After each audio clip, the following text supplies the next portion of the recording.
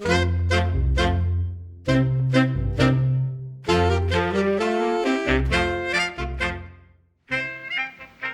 praise God for you, madam.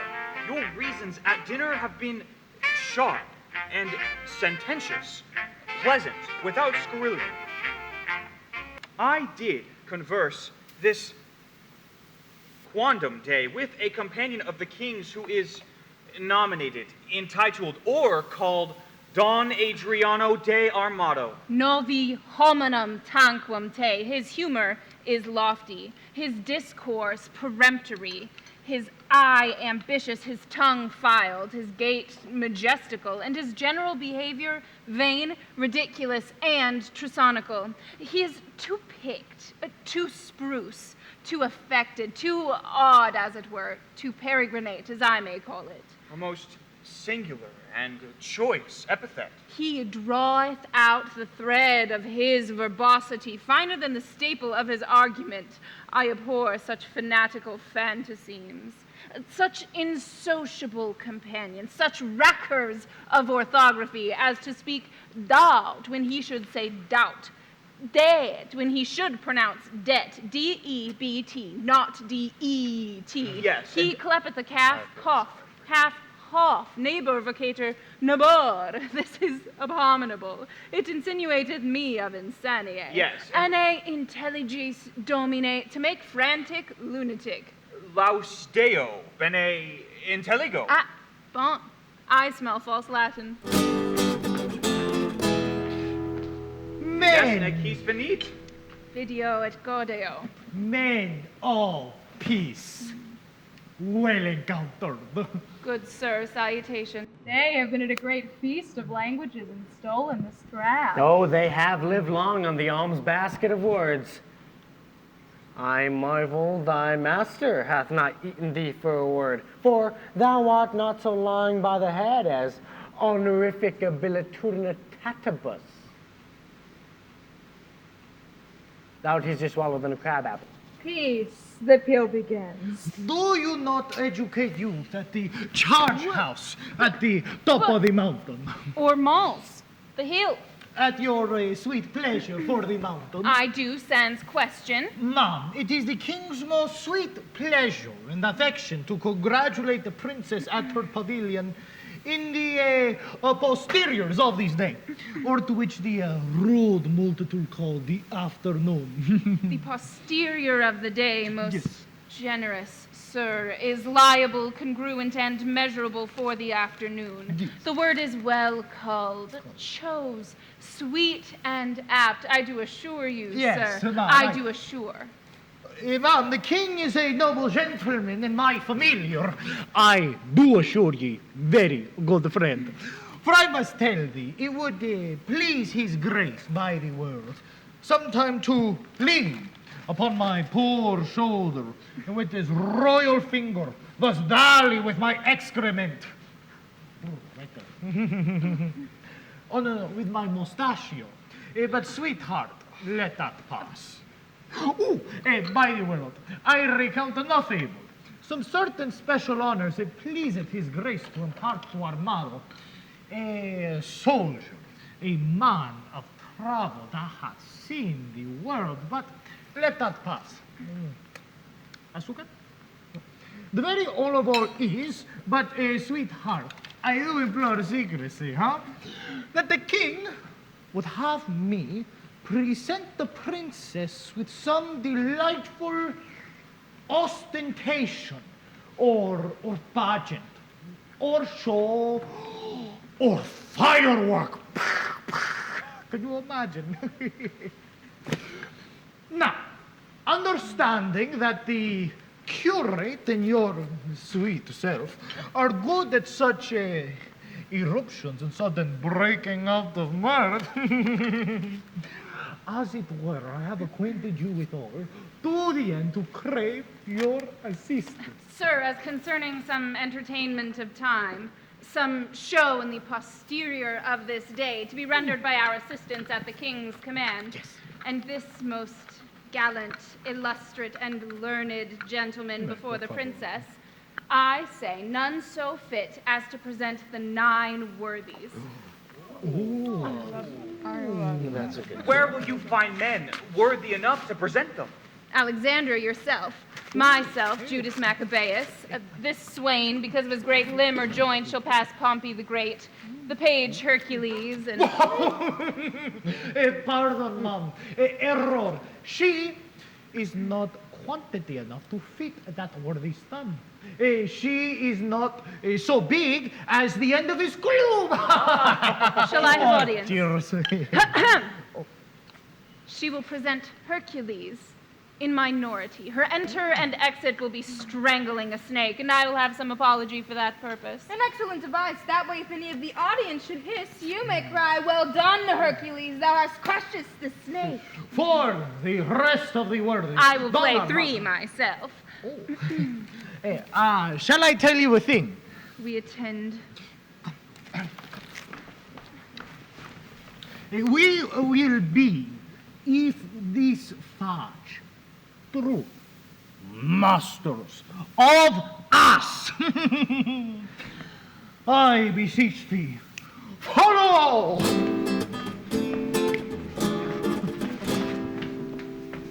Via, Goodman Dull, thou hast spoken no word all this while. No one understood, none neither, ma'am. Allons, we will employ thee. I'll make one a dance or so, or I'll play on the tabor to the worthies. Most dull, honest dull. To our sport away.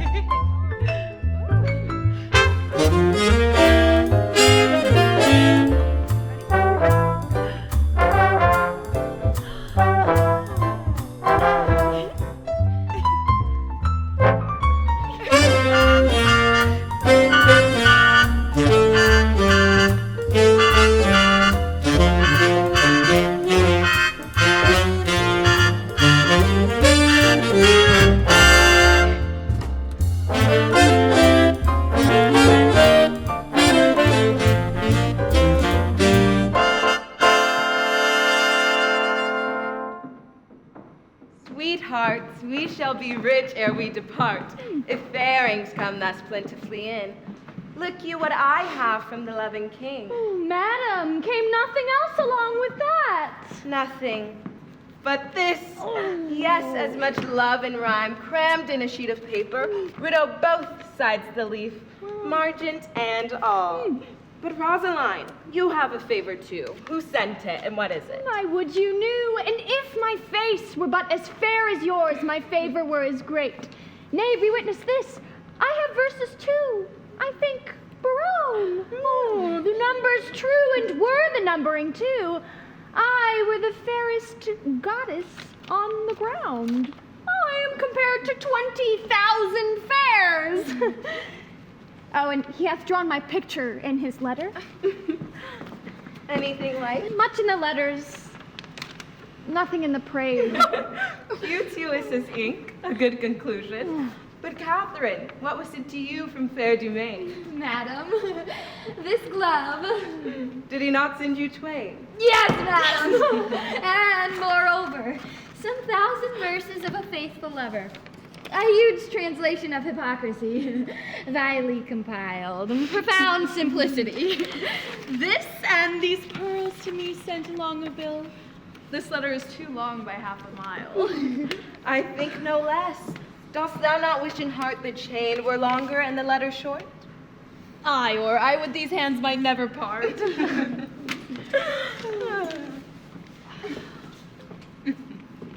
We are wise girls to mock our lovers so. They are worse fools to purchase mocking so. That same Barone I'll torture ere I go.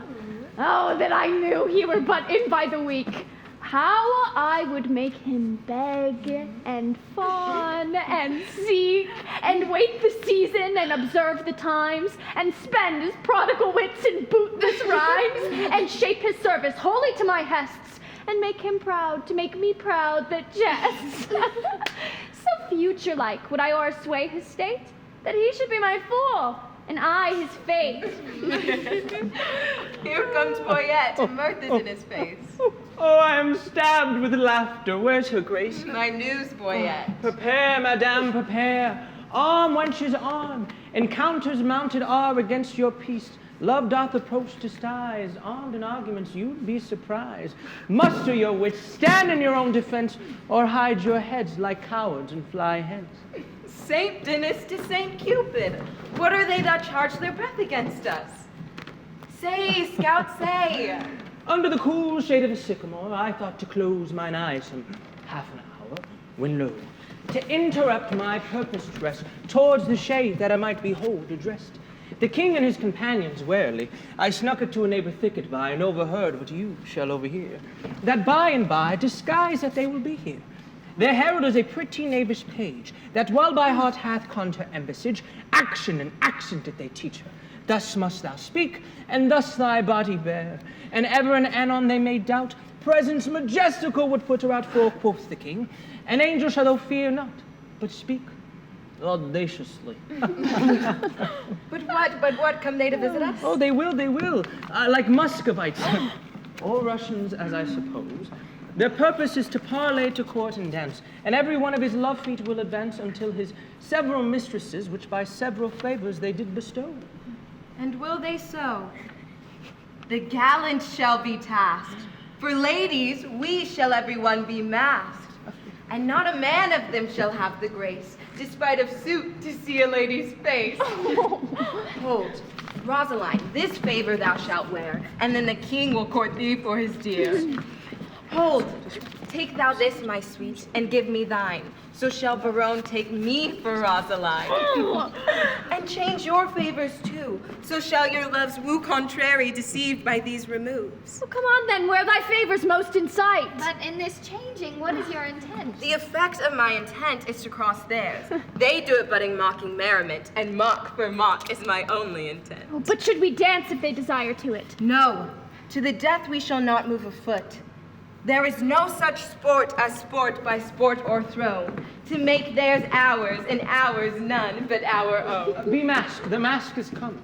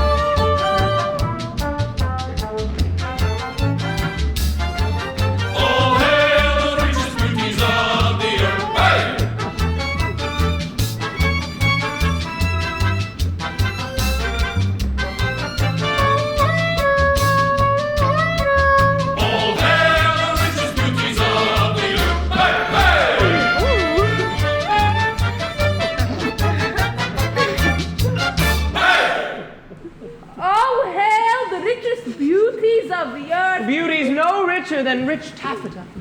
A holy parcel of the fairest dames that ever turned their backs to mortal views. Their eyes, villain, their eyes. That ever turned their eyes to mortal views. Out! True, out indeed. Out out of your favors, heavenly spirits not to behold. Wants to behold, Rose? Wants to behold with your sunbeamed eyes. With your sunbeamed eyes. They will not answer to that epithet. You best call it daughter-beamed eyes. They do not mark me, and that puts me out. Is this your perfectness? Begone, you rogue. What would these strangers? Know their minds, boy, yet if they do speak our language, 'tis our will that some plain man recount their purposes. Know that they would. What would you with the princess? Nothing but peace and gentle visitation. What would they say then? Nothing but peace and gentle visitation. Why, that they have, and bid them so be gone. She says you have it and you may be gone. Say to her, we have measured many miles. To tread and measure with her upon this grass. They say they have treasured many a mile to tread a measure with you on this grass. Oh, it is not so.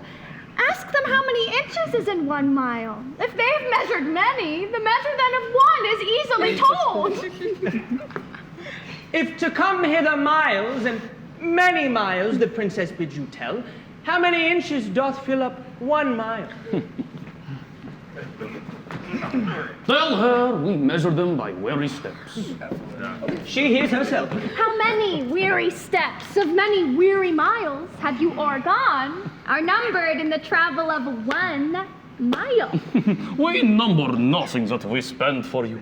Please you, show the sunshine of your face, that we like savages may worship it. My face is but a moon, and clouded too. Bliss our clouds, to do as such clouds do.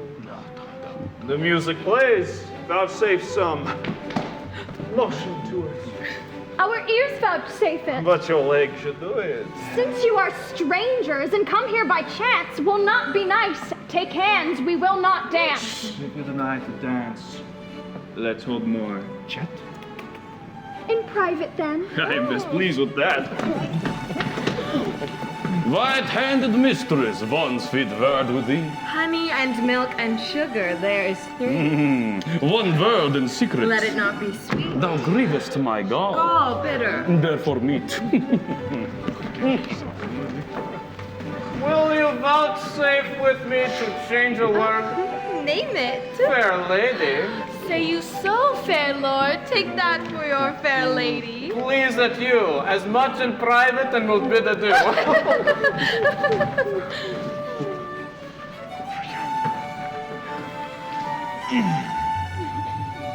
What? Was your vizard made without a tongue? I know the reason, lady. Why you ask? Oh, for your reason then. Quickly, sir, I long. Will you give horns, chaste lady? Do not so. Then die a calf before your horns do grow. One word with you in private ere I die. Bleat softly then, the butcher hears you cry. The tongues of mocking wenches are as keen as is the rage's edge invisible, cutting a smaller hair than may be seen, above the sense of sense so sensible. Seemeth their conference, their conceits have wings, fleeter than arrows, bullets, wind, thought, swifter things. Not one word more, my maids. Break off! Break off! By heaven, although I beat it with pure scorn. Farewell, mad benches, you have seen of your 20 adieus, my frozen Muscovite. Are these the breed of wits so wondered at? Sweet tapers they are with your sweet breaths puffed out. But will you hear? The king is my love sworn! Quick Baron hath plighted faith to me. And Longaville was for my service born. Dumaine is mine as sure as bark on tree. Madame and pretty mistresses, give ear. Immediately they will be here again in their own shape, for it can never be. They will have to digest this harsh indignity. Will they return? Oh, they will, God knows, and leap for joy, though they are lame with blows. Therefore, when they return, change favors and blow like sweet roses in the summer air. Come, come, dear friends, be quick. What shall we do if they return in their own shapes to woo? Good madam, if by me you'll be advised, let's mock them still, as well known as disguised. Let us complain to them what fools were here, disguised as Muscovites in shapeless gear, and wonder who they were, and to what end. Their shallow shows and prologue vilely penned, and their rough carriage so ridiculous, should be presented at our tent to us. Ladies, withdraw, the gallants are at hand. Whip to our tents as rows run over land.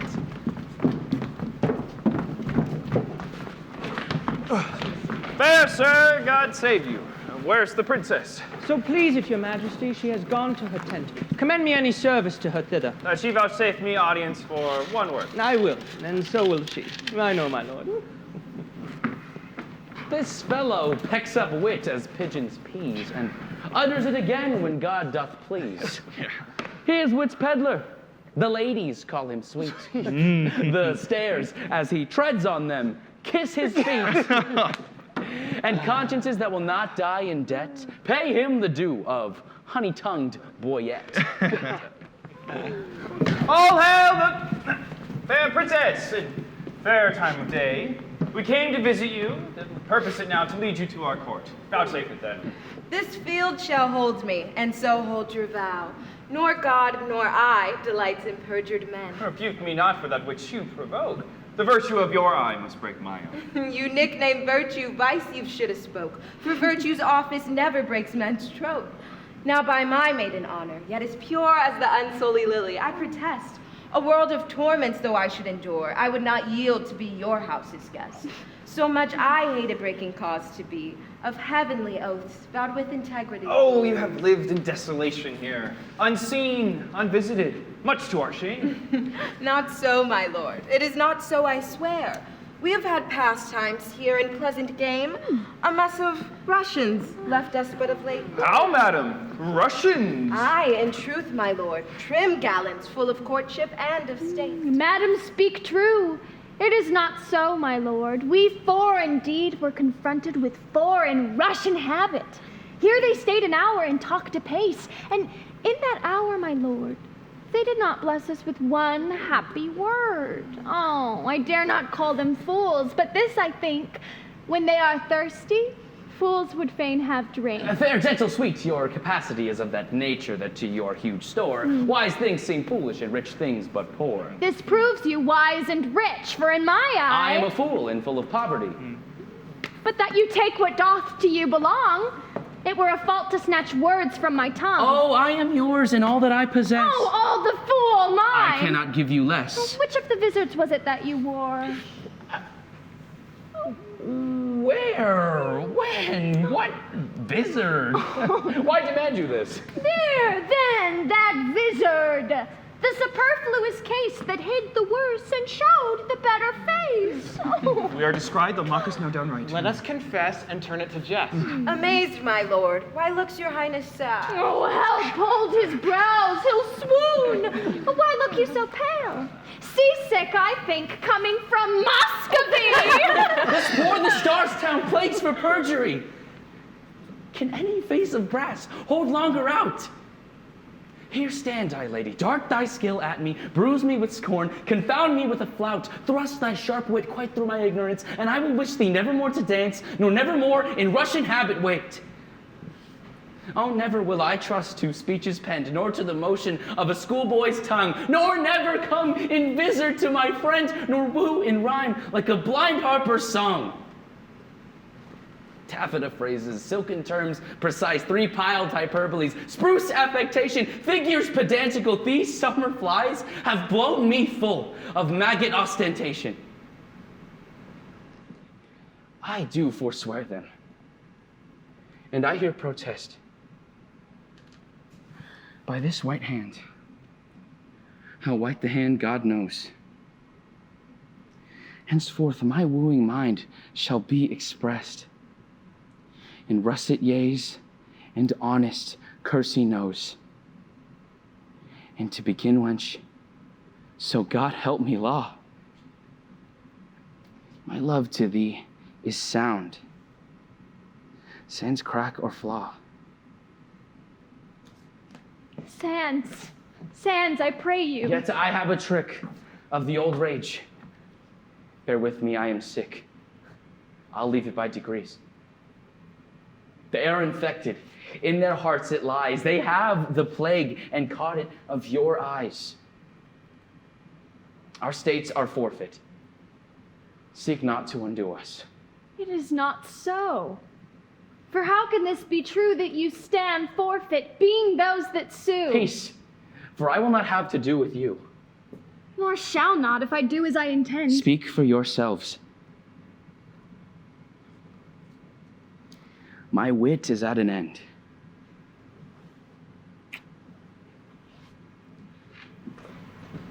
Teach us, sweet madam, for our rude transgression some fair excuse. The fairest is confession. Were not you here but even now disguised? I was, madam. And were you well advised? Madam, I was. Then when you were here, what did you whisper in your lady's ear? That more than all the world I did respect her. When she shall challenge this, you will reject her. Upon my honor, no. Peace, peace, forbear. Your oath once broke, you force not to forswear. Despise me when I break this oath of mine. I will, and therefore keep it. Rosaline, what did the Russian whisper in your ear? Oh, madam, he swore that he did hold me dear as precious eyesight, and did value me above this world. Adding thereto, moreover, that he would wed me, or else die my lover. Oh. God give thee joy of him. The noble lord most honorably doth unhold his word. What mean you, madam? By my life, my troth, I never swore this lady such an oath. Oh, by heaven you did. And to confirm it plain, you gave me this. Oh, but take it, sir, again. My faith in this the princess I did give. I knew it by the jewel on her sleeve. Pardon me, sir. This jewel did she wear? And Lord Barone, I thank him, is my dear. What will you have me or your pearl again? Neither of either.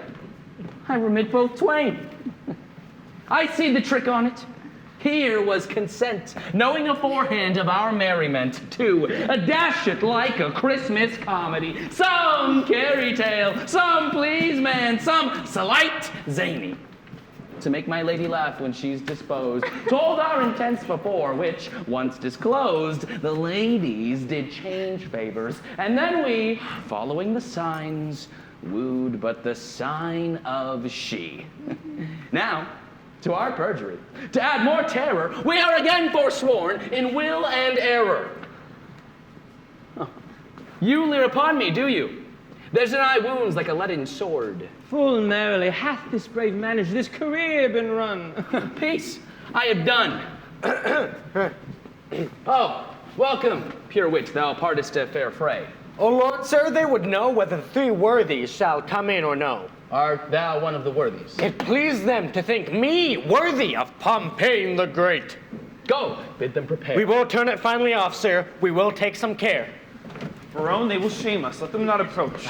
We are shame-proof, my lord, and 'tis some policy to have one show worse than the king's and his company. I say they shall not come.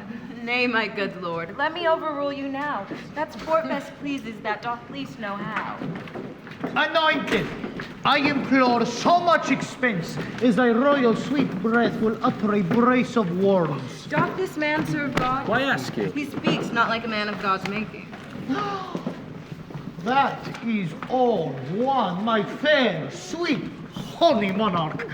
For I protest, the school teacher is exceedingly fantastic, but a tutue. But we will put it, as they say, to fortuna de la guerra. I wish you all the peace of mind, most royal couplement. Places! Here is like to be a good present of worthies. The ship is under sail. I, Pompey, am. You lie. You are not he. I, Pompey, am. With livered head on knee. Well said, old mocker. I must needs be friends with thee. I, Pompey, am.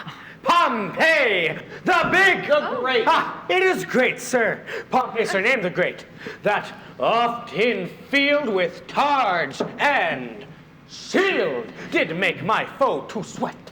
And traveling along this coast, I am here come by chance to lay my arms before the legs of this sweet lass of France.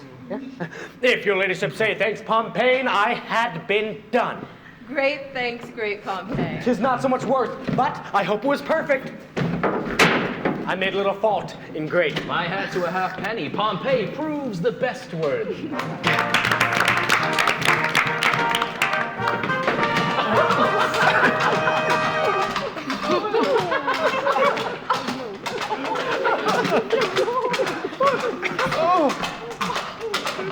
When in the world I lived, I was the world's commander. By east, west, north, and south, I spread my conquering might. My scutcheon plain declares that I am Alexander. You know says no, for it stands to rise. You know the smells now in this most tender-smelling night. The conqueror is dismayed.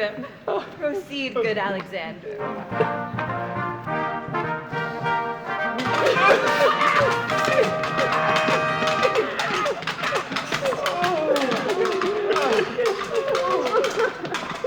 When in the world I lived, I was the world's commander. Most true, since you were so, Alexander.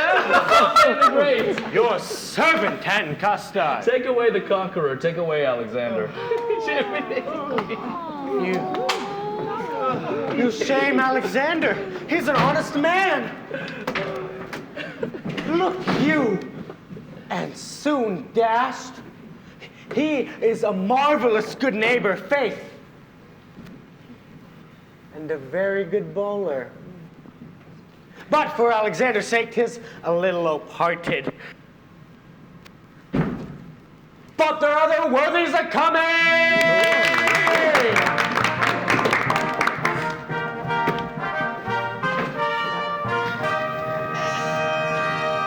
Great Hercules is presented by this imp, whose club killed Cerberus, that three-headed Canis, and when he was a babe, a child, a shrimp, thus did he strangle serpents in his manus. Quanam he seemeth in minority, ergo I come with this apology. Oh, keep some state in thy exit and vanish.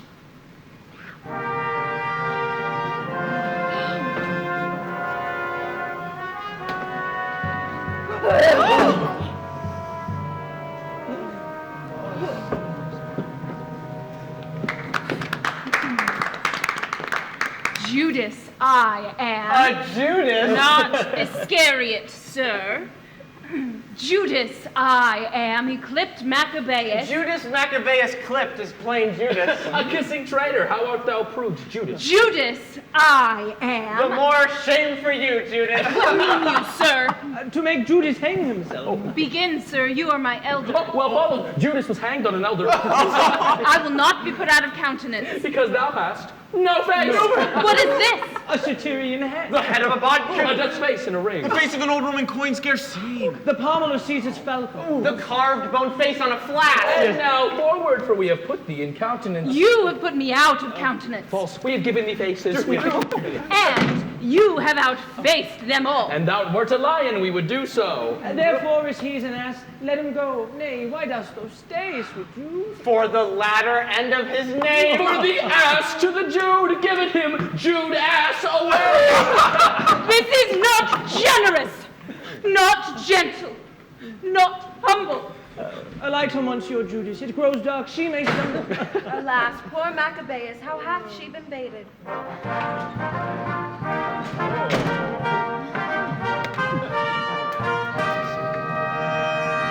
Oh, hide thy head, Achilles. Here comes Hector in arms. Though my mox come home by me, I will now be married. Hector was but a Trojan in respect of this. But is this Hector? I think Hector was not so clean timbered. His leg is too big for Hector. More calf, certainly. Best dude in the small. This cannot be Hector. He is a god or a painter, for he makes faces. The omnipotent Mars. I'll think of it. Of Lances the Almighty gave Hector a gift. A gilt nutmeg. Lemon. Stuck with cloves. No, cloven. Peace. Okay.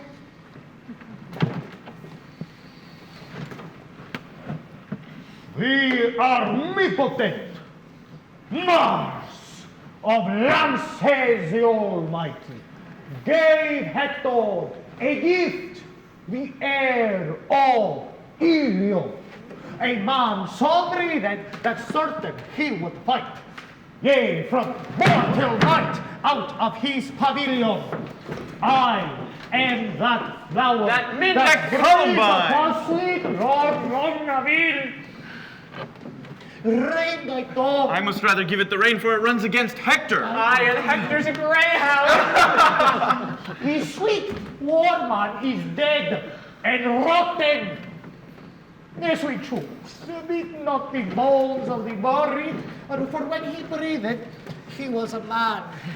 But I will move forward with my device. Sweet royalty, bestow on me the sense of hearing. Speak, brave Hector. We are much delighted. I do adore thy sweet grace's sleeper. Loves her by the foot? He may not by the yard. This Hector, far surmounted animal. Fellow Hector!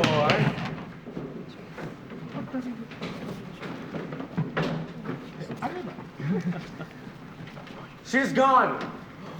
She's 2 months on her way. What meanest thou? Faith! Unless you play the honest Troyan, the poor wench is cast away. She's quick, the child in her belly brags already, 'tis yours. Dost thou infamize me in front of potentates? Oh, no, thou shalt die! There shall Hector be whipped for Jaquinetta, that is quick by him, and hanged for Pompey, that is dead by him. By the North Pole, I do challenge thee!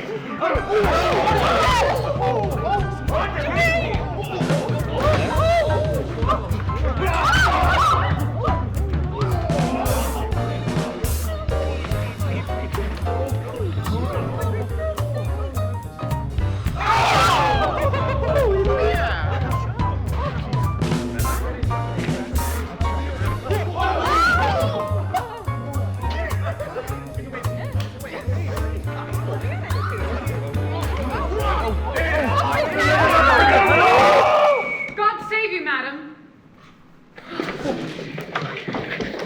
Welcome, Mercad, but that thou interruptest our merriment. I'm sorry, madam, for the news I bring is heavy in my tongue. The king, your father, Dead. For my life. even so my tale is told. Worthies, away. The scene begins to cloud.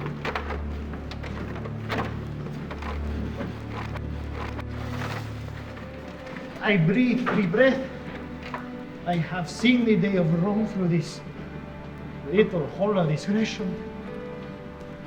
They will write myself as a soldier. Malaga.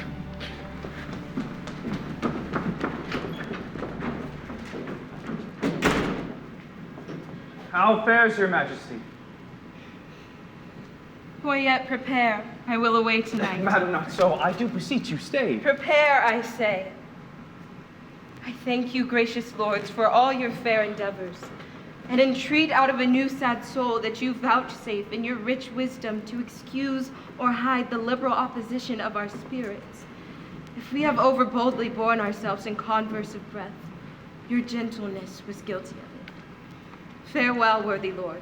A heavy heart bears not a nimble tongue.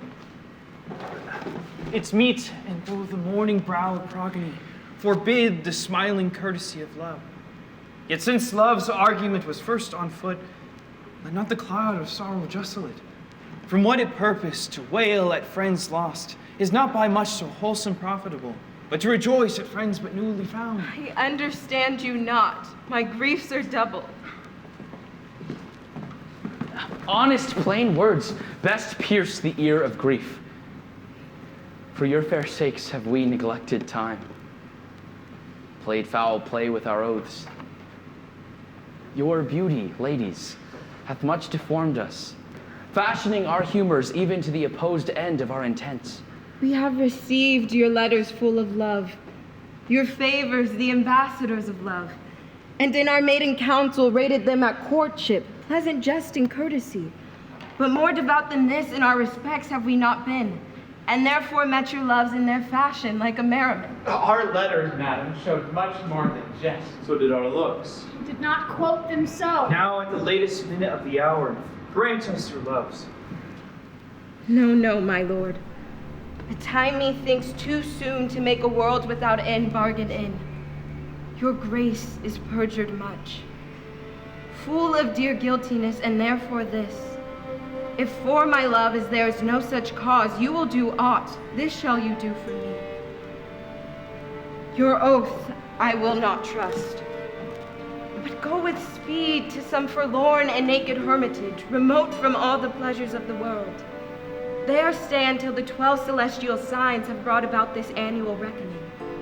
If this austere and sociable life change not your offer made in heat of blood, if frosts, fasts, hard lodging, and thin weeds nip not the gaudy blossoms of this love, but that it bear this trial and last love, then at the expiration of the year, come challenge me. Challenge me by these deserts, and by this virgin palm now kissing thine, I will be thine. Until that instant shut my woeful self up in mourning house, raining the tears of lamentation for the remembrance of my father's death. If this thou do deny, let our hands part, neither entitled in the other's heart. If this, or more than this, I would deny, to flatter up these powers of mine with rest, the sudden hand of death close up mine eye. Hence ever then my heart is in my breast. But what to me, my love? But what to me, a wife? A beard, fair health, and honesty. With threefold love I wish you all these three. Oh, shall I say I thank you, gentle wife? Not so, my lord. A 12-month and a day, I'll mark no words that smooth-faced wooers say. Come when the king doth to my lady come. Then, if I have much love, I'll give you some. I'll serve thee true and faithfully till then. Yet swear not, lest ye be forsworn again. What says Mariah? At the 12 months' end, I'll change my black gown for a faithful friend. Time is long, but I'll stay with patience. The liker you, few taller are so young.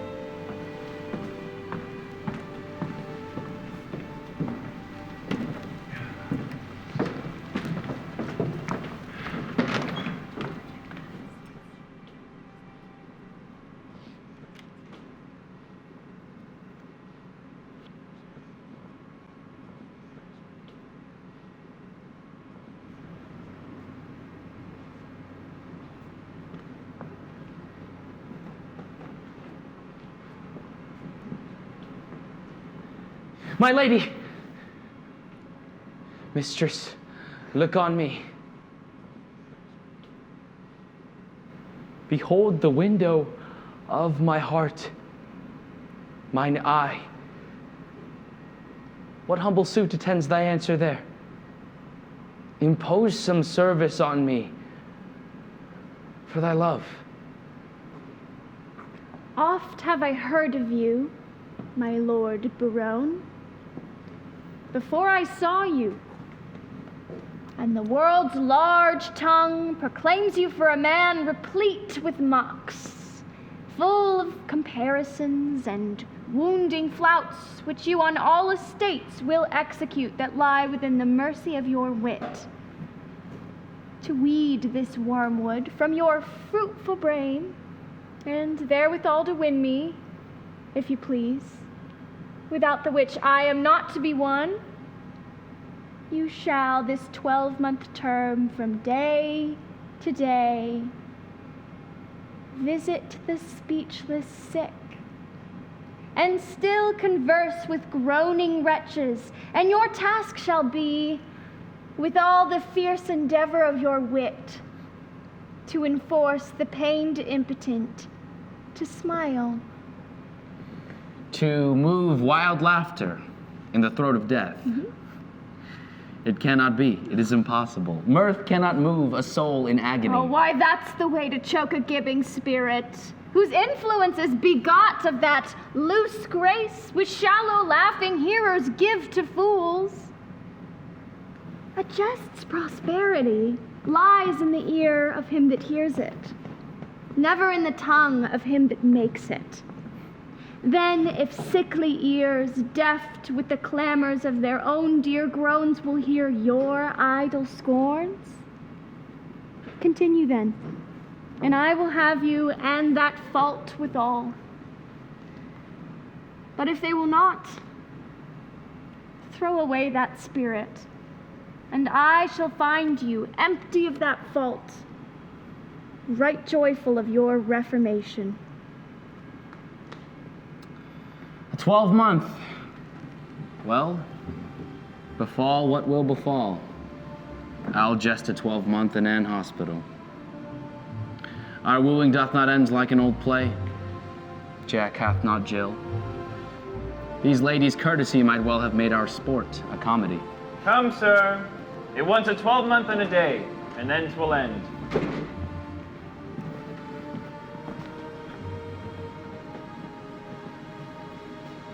That's too long for a play. Sweet Majesty, vouchsafe me. Was not that Hector? The worthy knight of Troy. I will kiss thy royal finger and take leave. I am a votary.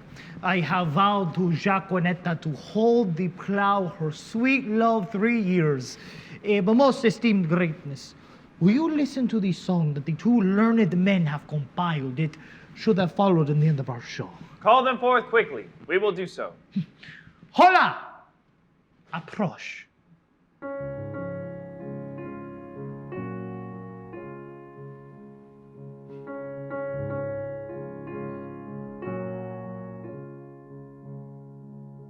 When daisies pied and violets grew, and ladies' smocks so silver white, and cuckoo birds of yellow hue, to paint the meadows with delight. When icicles hang by the wall, and Dick the shepherd blows his nail, and Tom bears logs into the hall, and milk comes frozen home in pail, when blood is nipped and ways be foul, then nightly sings the staring owl. To woo, to wit, to woo, a merry note, while greasy Joan doth heel the pot. A merry note. When all aloud the wind doth blow, and coughing drowns the parson's song, and birds sit brooding in the snow,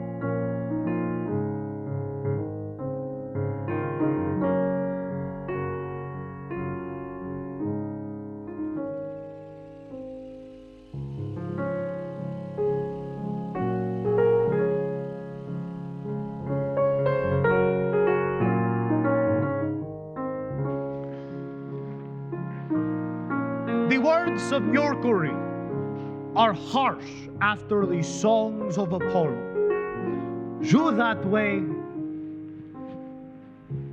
we this way.